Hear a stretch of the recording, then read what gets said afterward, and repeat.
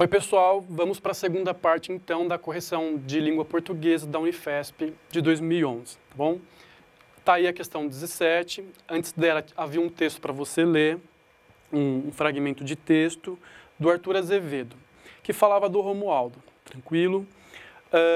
A 17 diz o seguinte: a construção de sentido no texto assenta-se, sobretudo, na evidente contradição do personagem Romualdo, que a gente tem que pegar no texto aí essa contradição. Vou ler rapidamente o terceiro parágrafo do texto. Olha só. Mas que contínuo, alto, então virão agora aspectos físicos do Romualdo. Gordo, ereto, com aquelas opulentas suíças brancas, a emoldurar-lhe a cara, sem bigodes, mais parecia um magistrado, cuja figura estava ao pintar para presidir a um júri sensacional, ou seja, essa imagem dele é bastante pomposa, bastante bonita. E isso é uma ilusão, olha só. E essa ilusão só se desfazia quando ele falava, abria a boca, essa imagem de magistrado, de juiz, se desfazia. Porque o Romualdo, benza-o Deus, por mais que compusesse a sua fisionomia austera e veneranda, apesar da sua boa fisionomia, tinha o estilo e a prosápia, o modo de falar, do povo da lira. Calado era um juiz, falando um capadócio, um impostor ou um mal educado, digamos. Tá? Ou seja, o Romualdo tem um aspecto físico legal, mas não foi bem educado, não é articulado, não consegue falar bem. Pensando assim, essa aí é correta. Então, como ele é contradito, né, na narração, o Romualdo? Bom, tinha aparência física respeitável, mas era um ignorante. Uma leitura mais atenta permitiria fazer a questão com certa facilidade. Tá bom? A 18, ainda com base nesse texto, ela dá 5 afirmações. Depois, essas afirmações são refeitas, são alteradas, e tem uma delas que tem o sentido alterado, e é isso que o enunciado quer. Então, você deve assinalar a alternativa em que há reescrita do trecho, todos foram reescritos, altera o sentido, mas só um teve o sentido alterado, que vai ser a alternativa D. Olha só, o trecho em itálico é o trecho inicial, primitivo. Diz o seguinte: e essa ilusão só se desfazia quando ele falava. Então a ilusão de que ele era uma pessoa pomposa, talvez um júri, talvez um magistrado, tinha apenas um causador do desmanche dessa ilusão. O que era? Quando ele abria a boca. Então, abriu a boca, era só abrir a boca que essa ilusão era desfeita. Na parte reescrita, na parte que não está em itálico, aí na D, você tem o seguinte: e essa ilusão se desfazia quando só ele falava. E não é isso que disse o fragmento anterior. Essa refeitura, que não está em itálico aí, diz que quando ele falava sozinho, ou apenas ele, a ilusão era desfeita. Na verdade, não. A ilusão era desfeita quando ele falava, bastava falar. Tranquilo? Questão 18, um pouquinho mais chata, porque exige uma leitura mais atenta. Vem a 19 agora, baseada num outro texto de uma revista chamada Ciência Hoje, de 2008, cujo título é Mato Grosso até quando? Aí o texto vai falar um pouquinho sobre desmatamento no Brasil e em Mato Grosso. Seja como for, a 19 faz uma questão que envolve o título. Diz o seguinte: o título do texto é sugestivo. Por quê? Porque ele é sugestivo. Olha o título do texto aí. Existe substantivo próprio, composto, que é Mato Grosso. O que fez o título?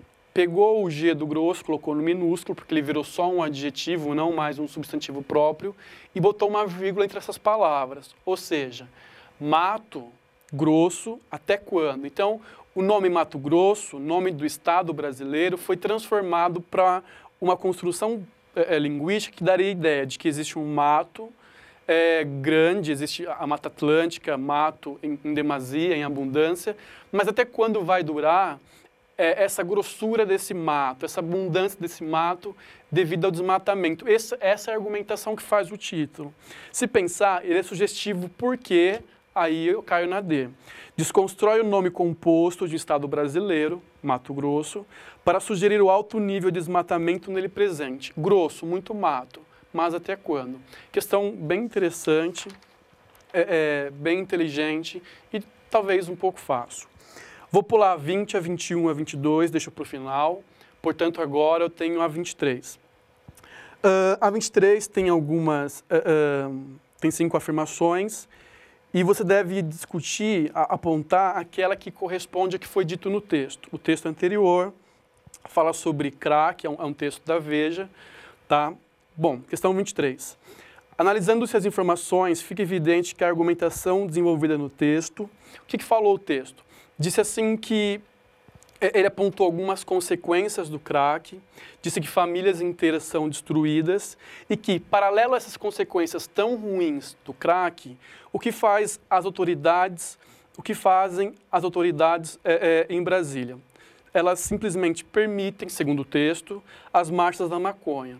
O texto vai dizer que a maconha é só uma porta de entrada para drogas mais pesadas, como no caso o crack. O que o texto faz então? Mostra, ele vai argumentar que seria um erro do governo brasileiro permitir essas marchas pela maconha, que seria uma maneira de você entrar nas drogas mais pesadas. O que faz então o texto? Tá?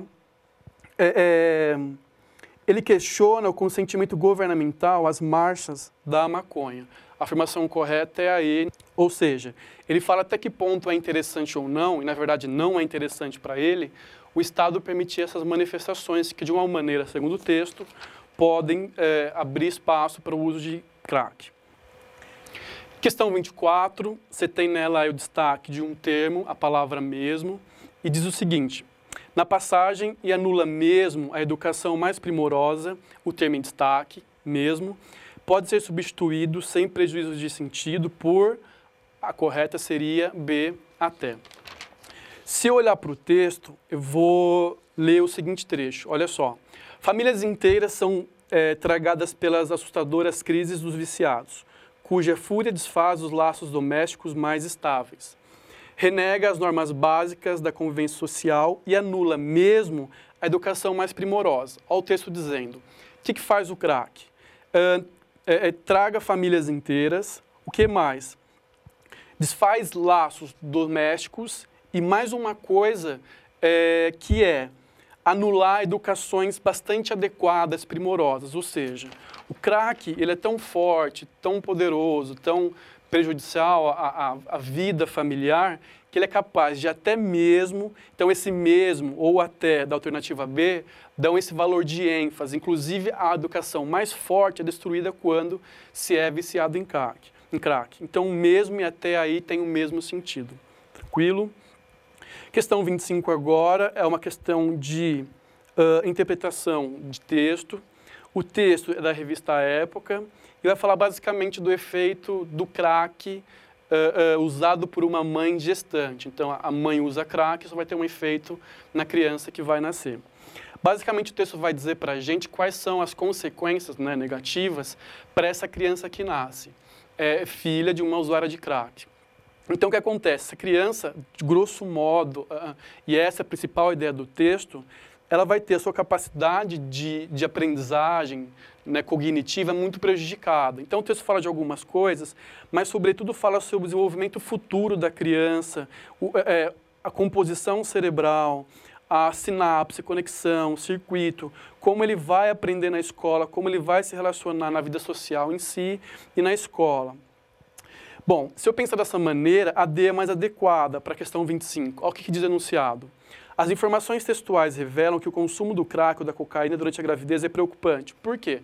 Porque a criança, aí eu vou para D, poderá ter a sua capacidade de aprendizagem afetada no futuro. Então, ele vai aprender de maneira muito mais difícil futuramente por conta do uso do crack. Questão puramente de interpretação, tá? A questão 26 agora, ela trouxe alguns trechinhos da revista Língua Portuguesa, e ela deu, do texto que falava sobre a gravidez e crack, um fragmento para a gente ler. O fragmento é o seguinte, ó.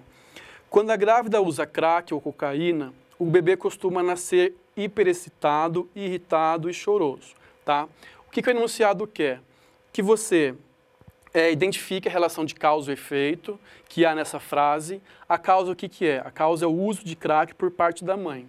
Qual é o efeito ou consequência? O bebê normalmente nascer hiperexcitado, irritado ou choroso. Então, dentre as 5, você tem que apontar aquela que também tem causa, consequência, ou causa e efeito. E a única que faz isso bem é a A. Olha só, os poetas são seres iluminados que se cansaram da formalidade das palavras. Então, o poeta é aquela pessoa que se cansou da coisa comum, formal da palavra. Essa é a causa. Qual é o efeito disso? Qual é a consequência?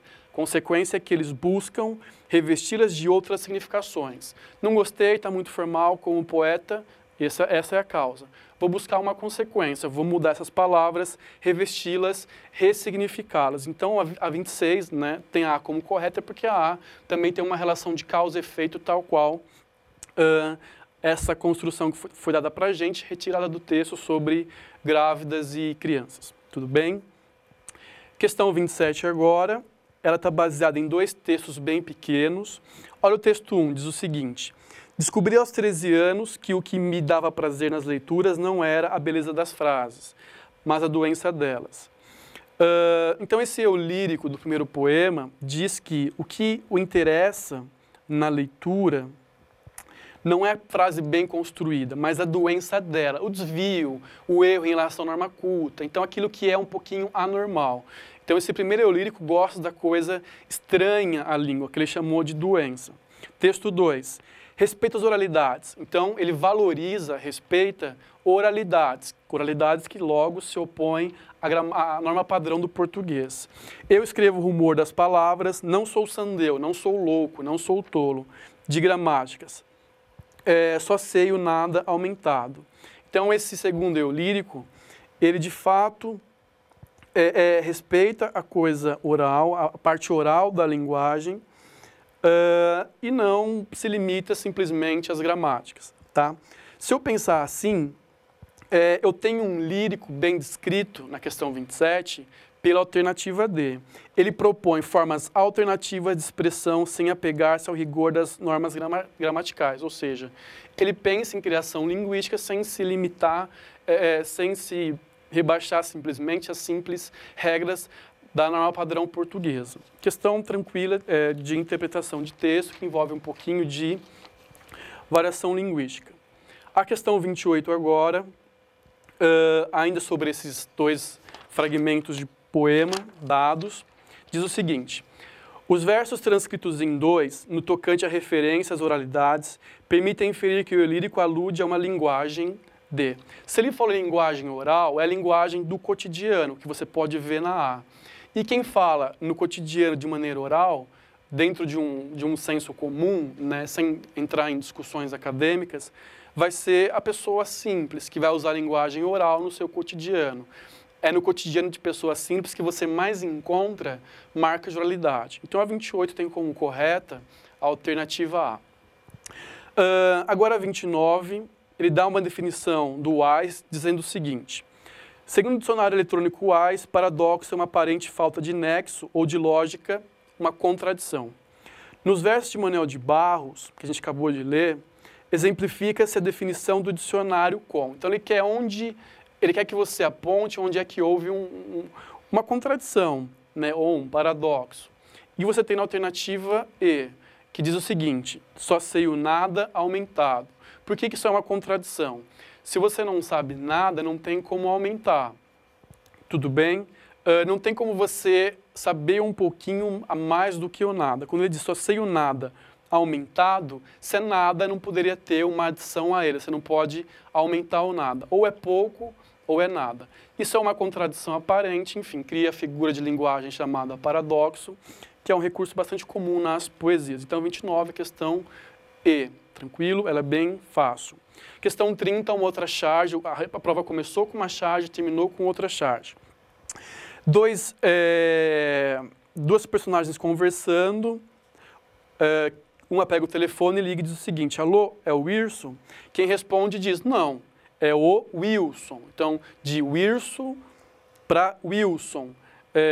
Do R vira L, ausência do N no primeiro nome, agora tem um N no segundo nome. A outra pessoa diz, bom, isso foi engano, tá? Mais uma questão vinculada à figura de linguagem. E sobre a charge, há 3 afirmações. A primeira diz o seguinte: O efeito de humor da charge advém da ideia de engano na ligação, decorrente das diferentes formas para enunciar o mesmo nome. Bom, tá aí o humor, né? De fato, não foi um engano. Queria-se falar com o Wilson e com o Wilson se falou. Mas força-se a imagem aqui para se dar a ideia de engano. Um queria o Wilson, o outro queria o Wilson. Variações linguísticas diferentes, embora tivesse o mesmo referente, né, a mesma pessoa, mas pela pronúncia diferente, uma é padrão, a outra é oral, coloquial.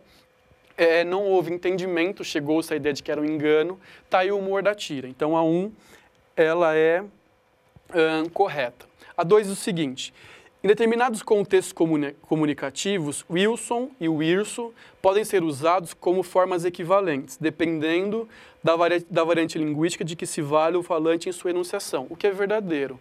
Numa situação mais formal, se usaria, então, Wilson. Numa situação social mais informal, no jogo de futebol, no dia a dia, dentro do ônibus conversando, você pode usar Wilson. Wilson. Essa é uma situação social que permite a linguagem oral, coloquial, tá bom? Questão de variação linguística. Então, a 2 é correta. A 3 fala o seguinte, é mais gramatical, né? A frase, não, ponto, é o Wilson, manteria o sentido com a omissão do ponto após o advérbio não, o que é mentira. Se você põe ponto final depois de não, você ratifica, você confirma que é o Wilson. Não, não é o Wirso, mas é Wilson. Se você omitir esse ponto final, você nega a afirmação inicial. Não é o Wilson, então você diria que não é o Wilson. Com o ponto final, você ratifica, sim, é o Wilson. Sem o ponto final, você diz que não é o Wilson, então o sentido foi mudado. Se eu pensar que a 3 está incorreta, é apenas 1 e 2 corretas, eu tenho a alternativa C, como você está vendo aí, correta. Tudo bem? Continuando, agora eu vou para a questão 5. Você tinha a seguinte imagem para ler e resolver a questão. Uma questão puramente de gramática, que diz o seguinte, o texto verbal contém uma passagem em desacordo com o norma padrão da língua portuguesa. Corrige-se essa inadequação com a substituição de, voltando. Onde há o erro? No uso do termo cuidá-lo, a última construção, a última palavrinha aí da foto que você tem. Cuidar é um verbo transitivo indireto, e esse o, dentro da forma lo, ele deveria ser um objeto, ele né, ele se configura como um objeto direto. O que acontece então? O correto era você usar um termo preposicionado e não um lo, que é para objetos direto. Se eu fosse usar um termo correto com preposição, teria que ser o dele. Então, aí está correto porque diz, ó, trocar o cuidá-lo por cuidar dele. Lembrando que dele é de mais e, mais ele. Então, esse de é a preposição e corretamente cumpriria a função de objeto indireto do verbo transitivo indireto, que é cuidar. Quem cuida, cuida de alguém. Agora sim, a questão 20, também vinculada à gramática do português. Ela vai dizer o seguinte, com base naquele texto sobre desmatamento. Ele quer que você lê as afirmações e analise se elas são corretas quanto ao conteúdo, e também se preocupando bastante com a regência verbal ou nominal empregada nessas afirmações. A 1 diz o seguinte, antes de o ônibus espacial Discovery chegar na Terra, o comandante Elian Collins chamou a atenção para o ritmo acelerado do desmatamento no planeta. Bom, isso aconteceu e não antes de chegar à Terra, mas depois, tudo bem? E o correto pela gramática padrão do português não seria chegar na Terra. Chegar é um verbo de movimento, rege a preposição a, não preposição em. Então, seria chegar à Terra craseado. Então, chegar rege a preposição a, já tem um a aí, que é a preposição que chegar regeu, e entraria mais o a, artigo feminino, que acompanha a Terra. 2 as fundidos, você tem a crase marcada pelo acento grave. Tudo bem? Então, a 1 não está correta, nem pela interpretação, nem pela regência verbal feita.